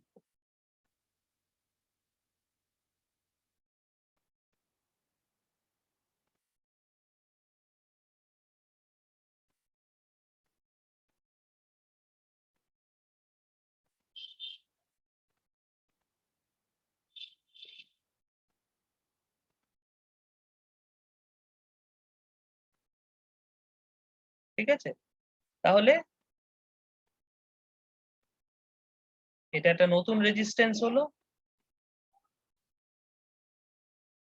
এটা একটা নতুন রিঅ্যাক্ট্যান্স হলো, যেহেতু তার সাথে N1/N2 হোল স্কয়ার মাল্টিপ্লাই হয়ে গেল, আর এটা একটা নতুন V2 হলো। এটা হচ্ছে modified equation for the secondary. হ্যাঁ, তাহলে এই মডিফাইড ইকুয়েশন অনুযায়ী আমরা যদি সেকেন্ডারিটাকে আরেকবার ড্র করি তখন আর ডিপেন্ডেন্ট সোর্স থাকবে না। তখন ডাইরেক্ট আমরা এখানে লিখতে পারবো যে এটা E1 একটা সোর্স, যেটা I1 R1 এর R2 প্রাইমের মধ্যে দিয়ে যাচ্ছে, XL2 প্রাইমের মধ্যে দিয়ে যাচ্ছে কারেন্টটা, এবং তৈরি হচ্ছে V2 প্রাইম। তাহলে এটা মডিফাইড সার্কিট। বুঝতে পেরেছো? এই ইকুয়েশনে যেটা দেখলেন E1 is equal to R1 যেটা মডিফাইড, এটাই তো স্যার যেটা মানে ইকুইভ্যালেন্ট টু মানে সেকেন্ডারি আপনার এটা সাইডে যেটা আমরা ওটা করলাম হ্যাঁ বলো। প্রাইমারি রেসপেক্টে যেটা করছি আমরা ইকুইভ্যালেন্ট টু, মাইকের সমস্যা হচ্ছে আমাদের, এক মিনিট। হ্যাঁ বলো। না না, মাইকের হলো সমস্যা হচ্ছে, আমি শুনতে পাচ্ছি। সেকেন্ডারি ইকুইভ্যালেন্ট মানে রেফার টু প্রাইমারি যেটা আমরা এটাকে তো ওটাই বলি। হ্যাঁ ওটাই বলি, আমরা জিনিসটা কিভাবে আসছে সেটা দেখো। আমরা যে সেকেন্ডারির যে ইকুয়েশনটা লিখেছিলাম সেই ইকুয়েশনটাকে ইনট্যাক্ট রেখে শুধু আমি N1/N2 দিয়ে মাল্টিপ্লাই করে দিই, আর কিছুই করিনি। তার কেন করেছি? অবজেক্টিভটা হচ্ছে দেখো, অবজেক্টিভটা তোমরা বুঝতে পারবে, এই যে দুটো সার্কিট তখনই আমরা জুড়তে পারবো যখন এর আউটপুটে যা ভোল্টেজ এর ইনপুটে একই ভোল্টেজ থাকবে, কিন্তু আগে যে সার্কিটটা ছিল তাতে ভোল্টেজ দুটো আলাদা ছিল, এর আউটপুটে আছে E1, এর ইনপুট হচ্ছে E2। তাহলে দুটো E1 না হলে, আমরা জানি দুটো ভোল্টেজ সেম না হলে আমরা কোনো তার জুড়তে পারি না, তাই না? তাহলে ফ্ল্যাশ হবে।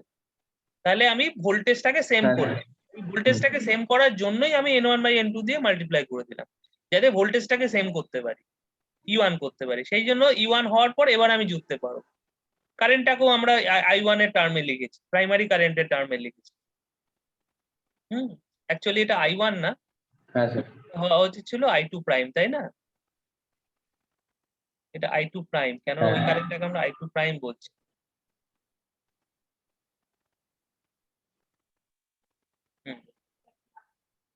বুঝতে পারছি? এইবার আমরা এই দুটোকে জুড়ে দিতে পারবো।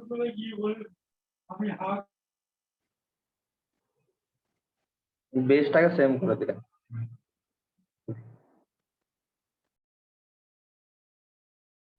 এবার আমরা এই সার্কিট দুটোকে জুড়ে দেবো, এবং জুড়ে দিলে কি হয় দেখো,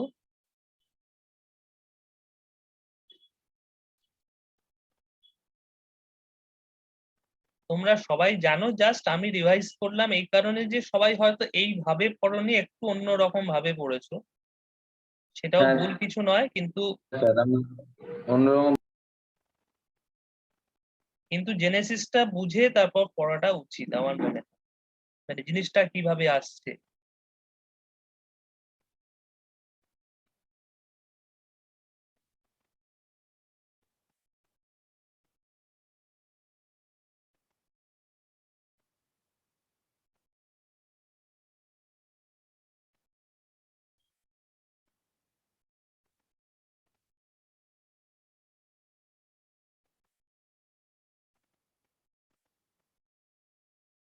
So this is the complete equivalent circuit of a transformer.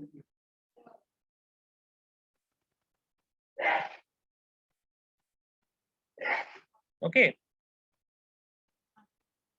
ঠিক আছে। তাহলে এখানে এই সার্কিটটা, তাহলে মেইন ব্যাপারটা কি সবসময় মাথায় রাখবি, শুধু মাথায় রাখবে না, লিস্ট করে নেবে, তাহলে কোনোদিন ভুলবে না। সেটা হচ্ছে দুটো KVL এবং দুটো KCL, দুটো KVL দুটো KCL আমি সব বক্স করে রেখেছি। দুটো KVL ইকুয়েশন, দুটো KCL ইকুয়েশন। দুটো KVL মানে কি, একটা প্রাইমারি KVL, একটা সেকেন্ডারি KVL। দুটো KCL ইকুয়েশনই তোমার প্রাইমারিতে,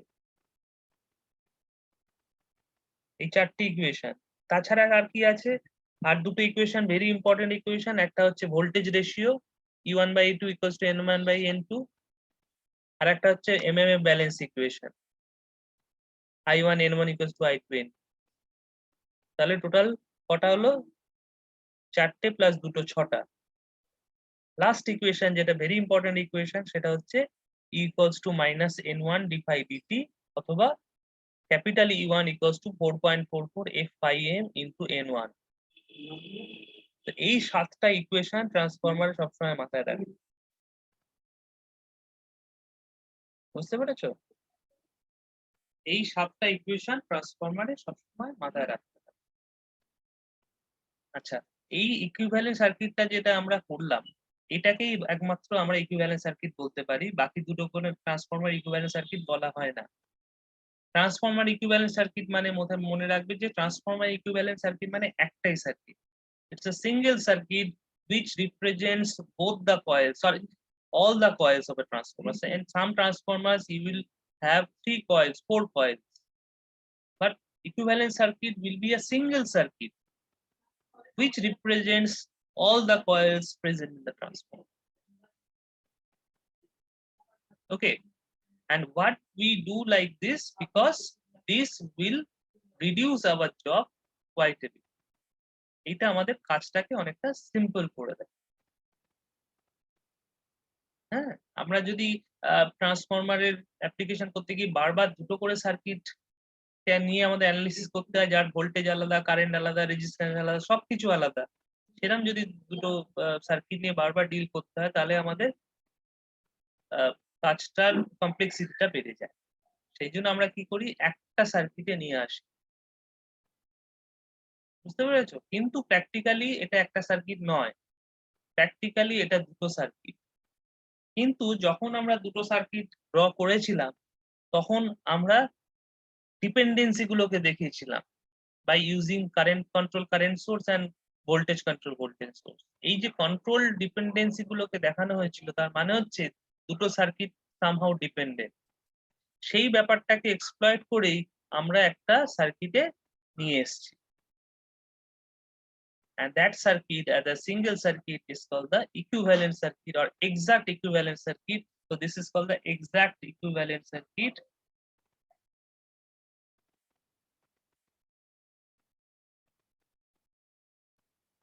Of a single phase transformer, where the secondary parameters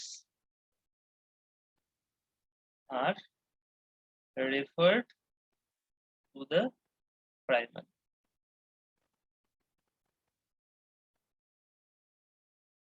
Okay, so that's all about the equivalent circuit of a transformer. Any question? বলো, তোমাদের কোনো question থাকলে এবার বলো। We're almost end of the class.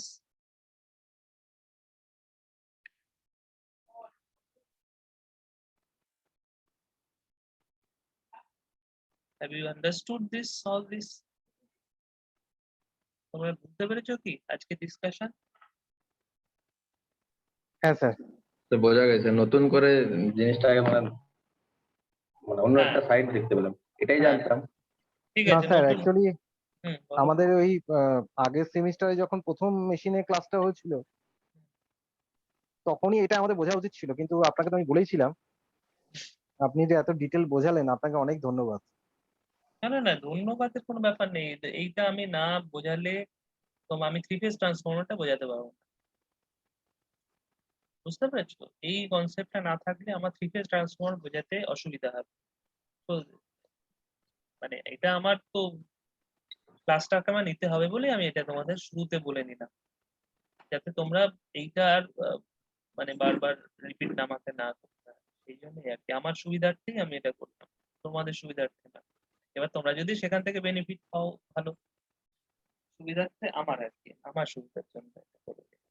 যাই হোক, তো এই জিনিসগুলো মাথায় রাখবে, শুধু এই মেশিনের জন্য না, যে কোনো মেশিনের জন্য। যে বেসিক জিনিসগুলো আমি বললাম আজকে, যে ভোল্টেজ সবসময় ঠিক করে যে ম্যাগনেটাইজিং ফ্লাক্স কত হবে, এটা বিভিন্ন জায়গায় বিভিন্ন ফর্মে আসবে এই জিনিসটা, এই কনসেপ্টটা। সব অনেক জায়গায় দেখবে যে পুরো ফ্লাক্সটা কোরের মধ্যে দিয়ে যাচ্ছে না, কোরটাকে কাটা রয়েছে। এই এরকম ধরো এখানে যেমন আমরা পুরো ফ্লাক্সটা কোরের মধ্যে দিয়ে যাচ্ছি, অনেক সময় দেখবে যে এখানে একটা এয়ার গ্যাপ রয়েছে, এখানে একটা এয়ার গ্যাপ রয়েছে, কিন্তু এয়ার গ্যাপটাও that also is a part of the magnetizing flux, সেটা কিন্তু লিকেজ ফ্লাক্স নয়। যখন এই ফ্লাক্সটা এয়ার গ্যাপের মধ্যে দিয়ে যাচ্ছে, দুবার ক্রস করছে, সেটাও কিন্তু একটা ম্যাগনেটাইজিং ফ্লাক্স, কেননা ওই এয়ার গ্যাপ থেকে বেরিয়ে আরেকটা কোরের মধ্যে ঢুকছে। এবং রোটেটিং মেশিনস এর ক্ষেত্রে ঠিক তাই হয়, ফ্লাক্সটাকে দুবার এই এয়ার গ্যাপটাকে ক্রস করতে হয়। এবং সেই কারণেই রোটেটিং মেশিনস এর ম্যাগনেটাইজিং ফ্লাক্স, মানে একই ম্যাগনেটাইজিং ফ্লাক্স তৈরি করার জন্য এমএমএফ-টা অনেক বেশি লাগে, সেই জন্য ম্যাগনেটাইজিং এমএমএফ-টা অনেক বেশি। আমরা যে কারেন্টটাকে আমরা দেখলাম যে 2 to 6% of the full load current is the no load current for transformer. ট্রান্সফরমারের ক্ষেত্রে নো লোড কারেন্টটা ফুল লোড কারেন্টের অনলি 2 to 6%। কিন্তু একটা রোটেটিং মেশিন যেমন তোমাদের থ্রি ফেজ ইন্ডাকশন মোটর, সেই ফ্লাক্সটাই হয়ে যায় 30 to 40% or even up to 70%। বুঝতে পেরেছো? ওই নো লোড কারেন্টে ফুল লোড কারেন্টে অলমোস্ট 70% অব্দি ড্র করতে পারে, ওইতে 30 to 40% লেখা আছে। তার কারণ হচ্ছে ফ্লাক্সটাকে কিন্তু এখানে এয়ার গ্যাপকে ক্রস করে ঢুকতে হবে রোটারের মধ্যে। সবসময় ফ্লাক্সটা যে কোরের মধ্যে থাকবে এরকম ব্যাপার, এবং তাহলেই কি মানে যেহেতু এয়ার গ্যাপ ক্রস করছে, ওকে তুমি লিকেজ ফ্লাক্সও বলতে পারবে না। তো এটা মাথায় যেন থাকে। যাই হোক, থ্যাংক ইউ।